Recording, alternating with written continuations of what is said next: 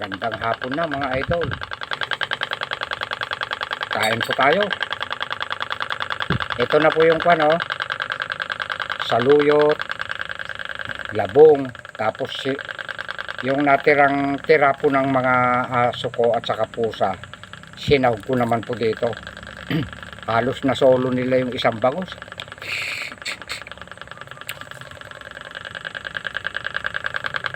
Sarap na. Ito, nahimay-himay na lang.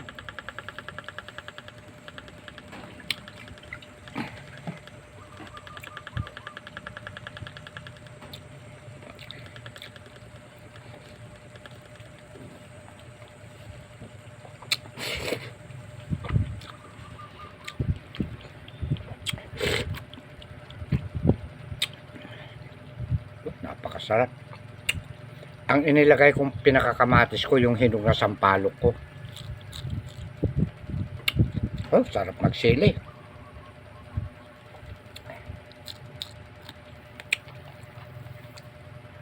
Alam niyo mga idol, itong paligid ko hindi po ba madamo? Nag-spray ako katatapos ko lang.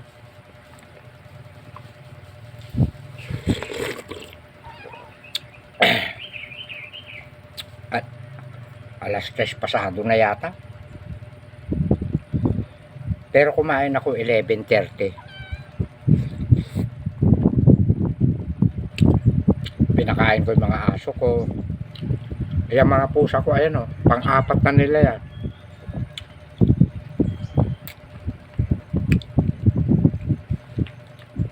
Pinapapak din kasi nila yung ulam kaya minsan inilalamas ko.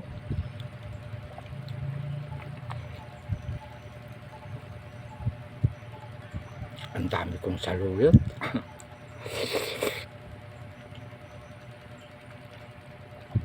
Ito naman labong dalawa. Dinala ng pamangkin ko kahapon.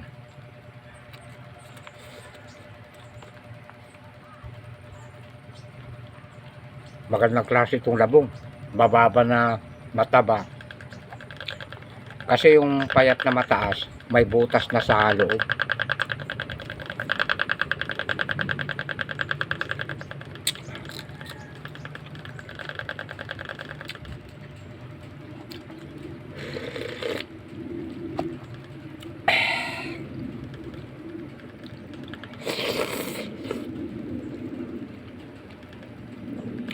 Magka-partner talaga ang saluyot sa labong.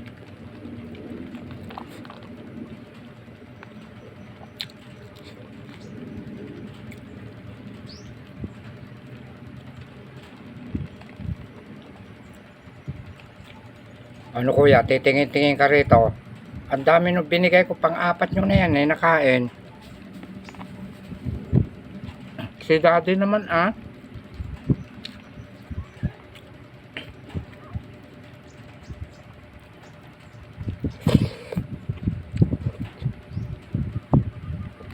bangus. Tuwing mag-uulam ako ng bangus, naalala ko si Jeff Duran. Shout out sa'yo, Jeff Duran.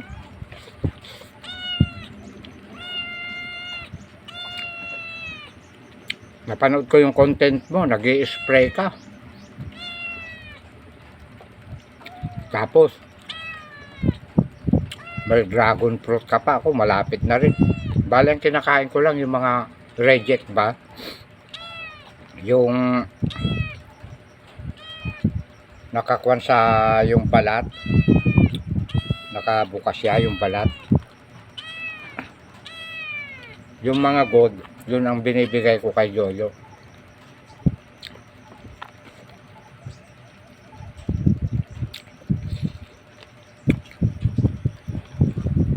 Katiwala din yun si Jojo, bro Jojo, ni engineer. Iisa po amo namin.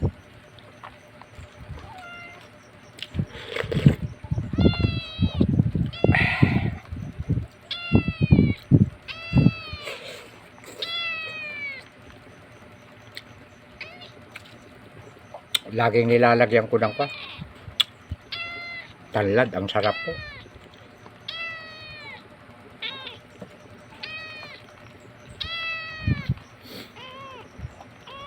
Ito nangawit balikat ko. Yung pang spray ko ba ganun? Yung 16 liters ba yun? Yung kay Jeff Duran. Parang yung dekuryente na yun nakuan eh. May pressure na eh.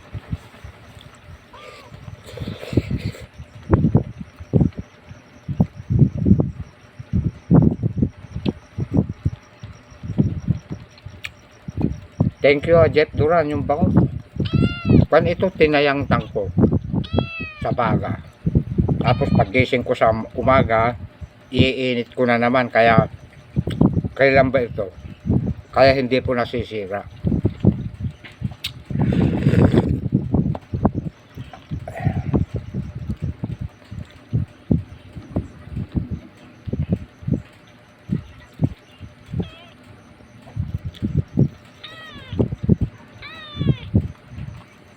Natutuwa ako sa mga nagko-comment na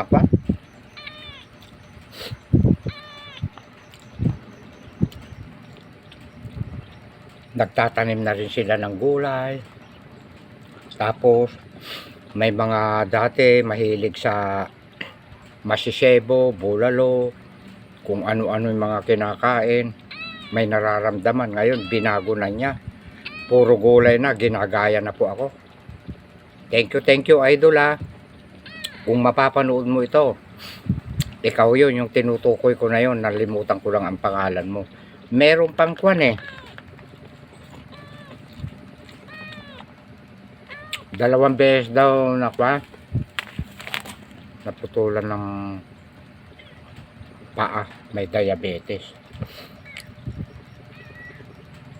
Pilit akong magpapa-check up, pinapa-check up.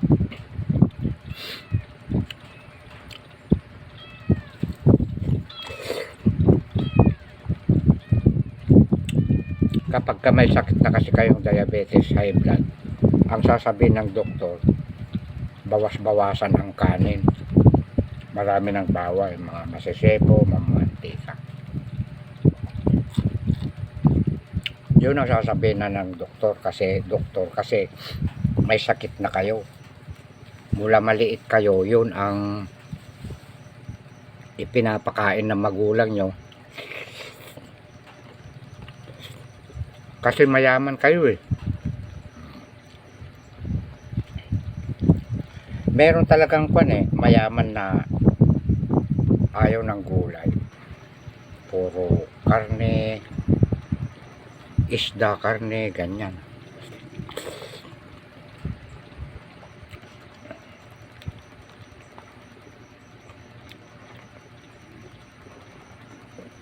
Kung kayo may mga anak o mga apo na maliliit pa,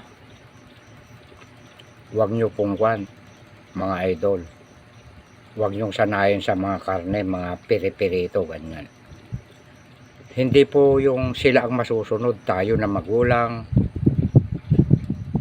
lolo o tatay, lolo o lola, ganun po ang ituro natin, mga gulay po. At saka sasandot pa ako, napagod ako, walang kukontra. At saka kapag po tayo'y namamalengke, huwag po nating iistakan ang rep na puro karne. Istakan po natin mga gulay, isda. Ayan. Pag naghanap siya ng mga anak natin, mga apo, ng karne, sabi lang natin nagmahal na, halos doble. Kulang ng magiging budget natin, ganun ba? Yung lilin para matuto sila sa gulay at saka isda. Excuse me po, nabilaukan ako sorry po.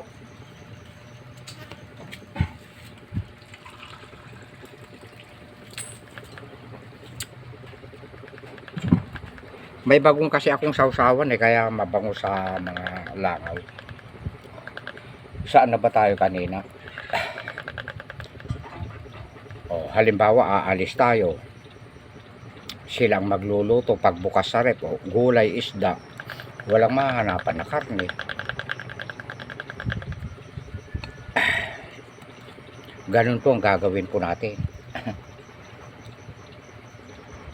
Hanggang sa dahan-dahan masasanay na sila sa gulay at saka sa isda.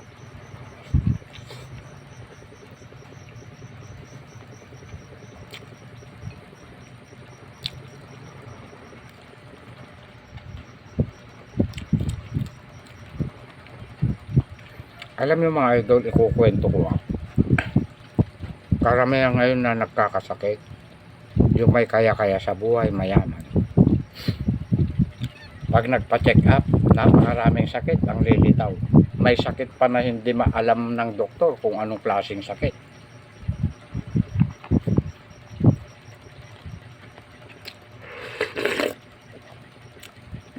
At bukod doon, nakakapaghirap din ang sakit, yung hindi ka kaagad-agad kukunin ni Lord. Grabe ang sakit mo. Natapos matagal na hindi ka gagaling-galing. Siyempre, mahal ka ng magulang mo. Gagawa sila ng paraan para gumaling ka na anak. Hanggang sa maibenta na lahat ang mga ari-arian, gumaling ka lang na anak. Kaya may sakit po na kwan nakakapaghirap, mawawala lahat ang ating kayamanan.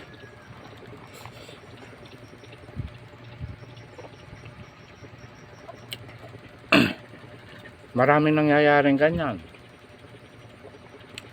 Halimbawa, ang sakit natin kailangan mag-dialysis. No. Malaking pera yan.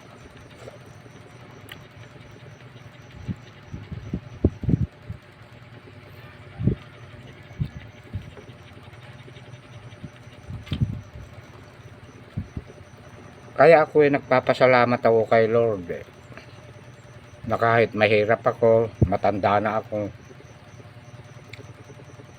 wala akong nararamdaman na sakit.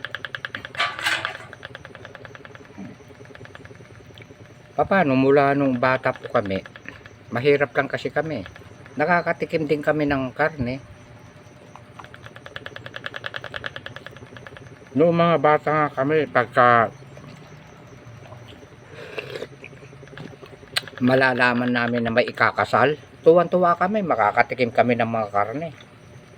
Pero ang karamihan na kinakatay ng mga ikakasal nung araw, karabaw at saka yung mga native na baboy. Isa pa yun, yung mga inuulam natin ngayon na mga baboy, ang ipinapakain para mabiglang lumaki, yung binibili, ini-indeksyonan. Pati ang mga manok ngayon na 45 days, hindi na ginawang 45 days. Matitindi yung malalakas na yung nabibili, mga chemical lahat yun. Nag 30 days na lang, hanggang 25 days harvest na. Paano napupersa sa mga pagkain? Mga chemical yun, nakakain natin ngayon yun. Kaya umiiksi na rin ang buhay natin dahil yung mga alaga sa ngayon, nakakain din natin yung mga kinakain nila. Hindi katulad nung araw, yung native darak lang, tapos maggagayat-gayat lang ng kangkong, di ba, masustansya yun. Ang manok naman nung araw, palay lang, mais. Ngayon, yung mga manok na 45 days, grabe. Yun po ang isa. Yung 45 days na manok na yan, parang hanggang doon lang ang buhay niya kung tawagin Ngayon, kung i-convert halimbawa sa tao, 45 years lang. Ang buhay natin, mahina na, may sakit na. Paano? Yun ang kinakain natin lagi, 45 days. Mga baboy na hyper ba kung tawagin, na hindi nakatikim unabis ng darak at kung ano-ano, puro yung binili.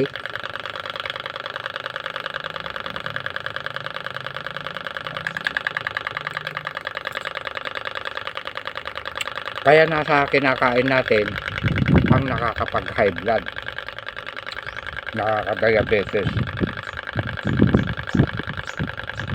Ang mga inuulam ko parang yung mga unang panahon na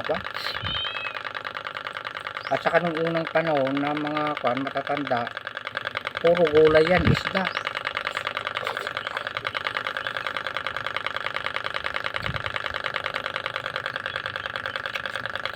Lima kaming magkakapatid na lalaki. Ni isa walang na ospital. Ni isa walang nagdiabetes, high blood. Kung gaano ako kalakas kumain, ganun din kami, pare-pares kami. Ang kanin galing sa bigas.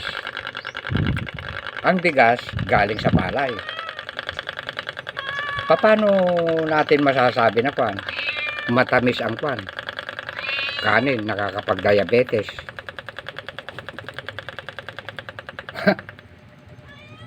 Ang nakakapag-diabetes yung mga mahihilig sa minatamis. Ayan. Ano ilalagay sa mga minatamis? Di asukal. Saan galing ang asukal? Sa tubo. O ayan. Sa kanin. May nabanggit ba ako na pinanggalingan na matamis? Wala.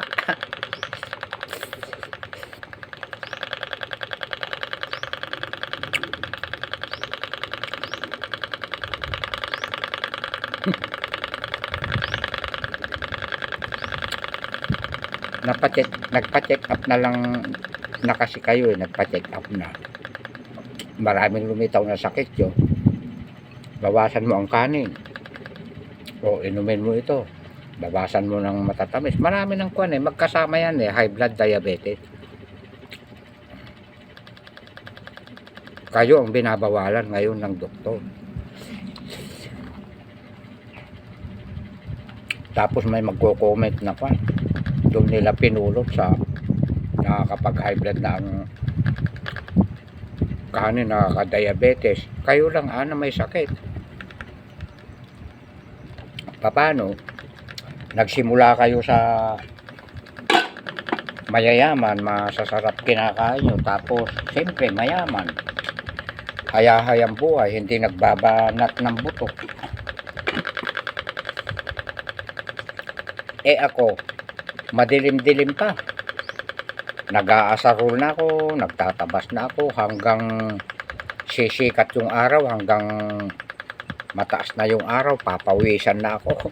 Yun ang pinaka-vitamins ni Direk. Pero nakapagkape naman na ako noon.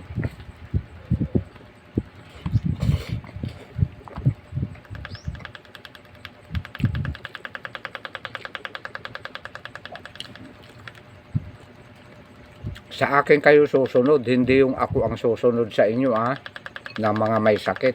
Sa akin kayo susunod. Gayahin ninyo ako. Kung kayo may mga diabetes na, high blood, iwasan nyo unabis na ang karne. Gulay na lang at saka isda. Kung kayo medyo bata-bata pa. Sa loob ng 6 na buwan, hindi na kayo magme-maintenance. Tandaan nyo yan. At saka yung mga kinakain yung masasarap, huwag nyo nang idamay yung mga inyong mga anak. Mga apo, huwag nyo nang tuturuan.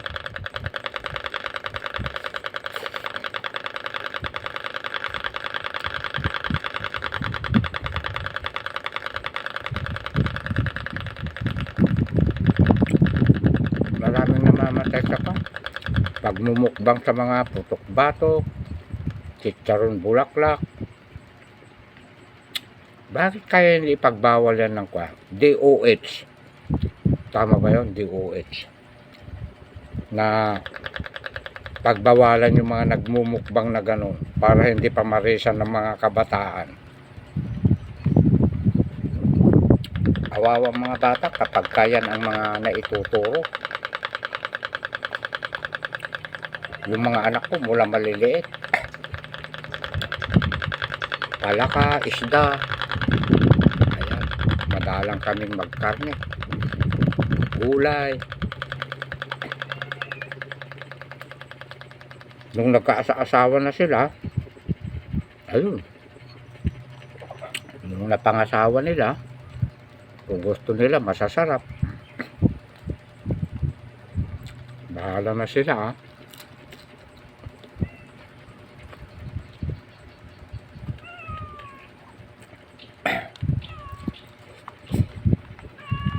Hindi po ba mga idol?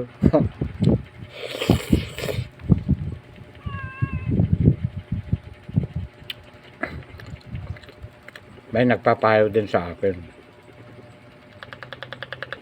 Bawasan ko raw ang kanin, hindi bale raw gulay. Madaling matunaw ang gulay. Paano ako lalakas magtrabaho, idol?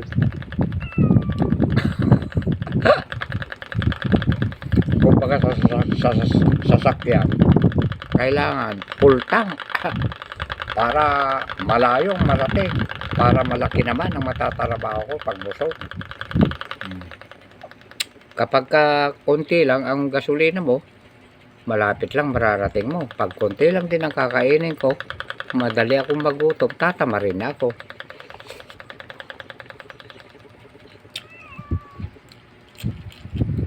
Yung mga baser dyan ha, sa akin kayo sumunod. Hindi yung gusto nyo ang ipasusunod nyo, nagayahin ko. No way. Sa akin kayo susunod. Dahil totoo yan, sinasabi ni Direk.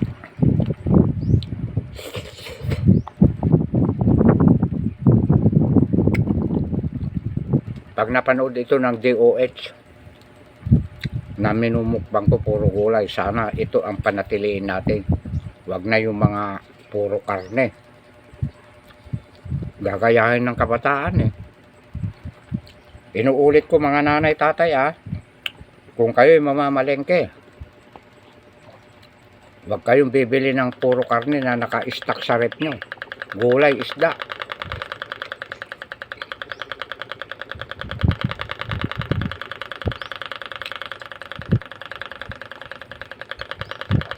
Pag nagutom ang inyong mga anak, walang makitang karne, magluluto rin yan.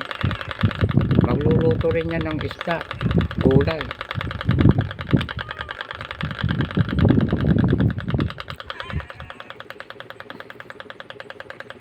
Ako pag nagluluto ako, diretso. Walang gisa-gisa. Kasi pag igigisa, magkakaroon ng mantika.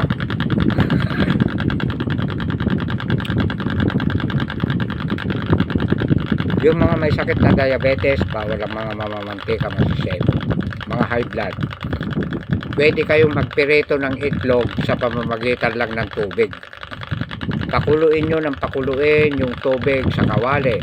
Pag kulong-kulo na yung kawali, saka nyo i-scramble yung itlog, saka nyo po ibuhos. Parang pinirito ang labas. Kalalabasan. I-try nyo.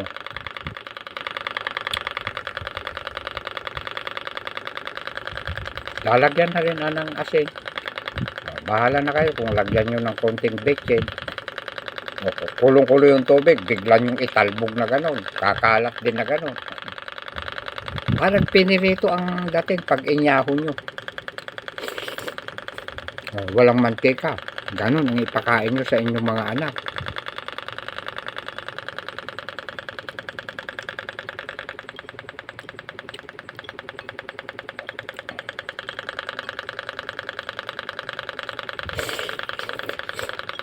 Ito sampalo ko na hinog. Ang sarap ng sabaw. Manamis-namis na maasim-asim.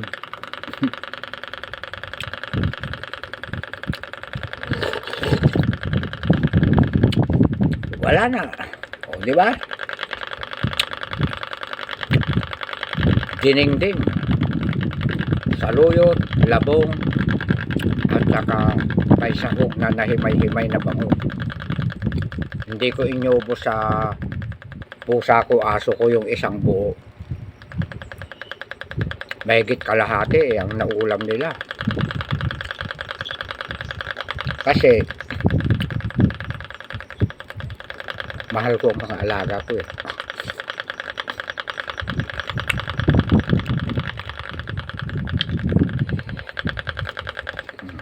Wala na.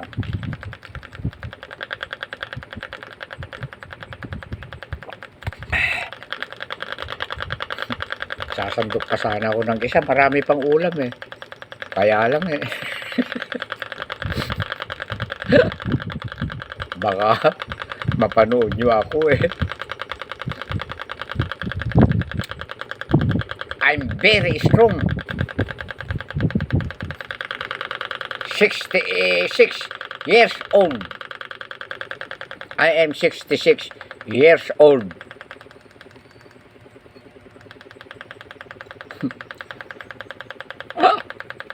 Napapa-English si Direk ah. My cat is sleep. Ano English ng kwan? Mga pusa ko eh nakatulog sa busog. Napakahirap talaga ng kulang na pinag-aralan. Alam nyo mga idol, nung grade 1 ako, roper pa. Ang sabi ng mamang ko, 2 beses ako nag-repeater eh. Alam mo Duro, oras na nag-repeater ka pa sa pangatlo, tatanggalan kita ng mga daliri. Aba, ginalingan ko. Akalain nyo eh, second honor ako. Palakpakan nyo si Direk sa kanyang kwento. Favorite subject ko, math. Ikukwento ko naging foreman ako sa Cavite. Mayroon sanang makakabasa na mag-comment na totoo. Marunong ako bumasa ng plano. Ang plano, 2 lang yan eh. 1:100 saka 1:150. Ang 1:100, ang 1 cm, 1 meter. Ang 1:1, ang 1:150, ang 2 cm, 1 meter. Ngayon doon sa loob may partition. Walang sukat. Nakaturo lang doon, hanggang doon yung pundasyon, yung aasintaan wall. May scale ako na tatsulok. Halimbawa ang plano 1:100. O di ganun mo lang. Kapag ka pumatak sa 3 cm, sasabihin ko sa tauhan ko, hanggang dito ka lang sumukot ka hanggang 3 meters. Pagka 3 cm.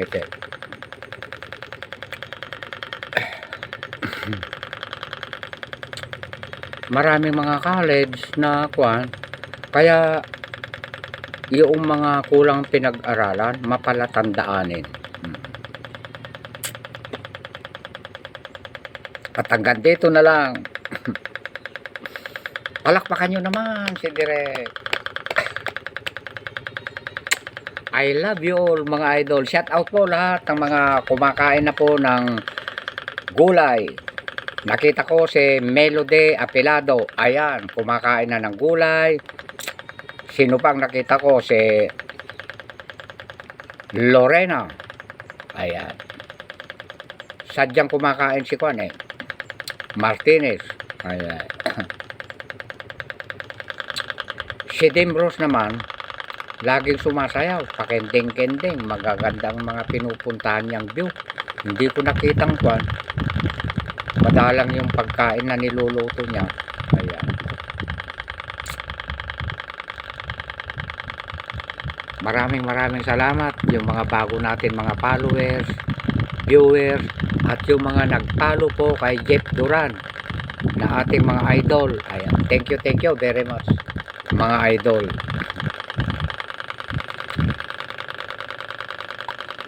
At hanggang dito na lang. I love you all. Pinatakan ko yung mata ko ng eye mo. Kaya sino ba'y nagpayo sa akin? Kaya medyo nawawala po yung hapte. Bye bye. I love you all mga idol. 30 minutes.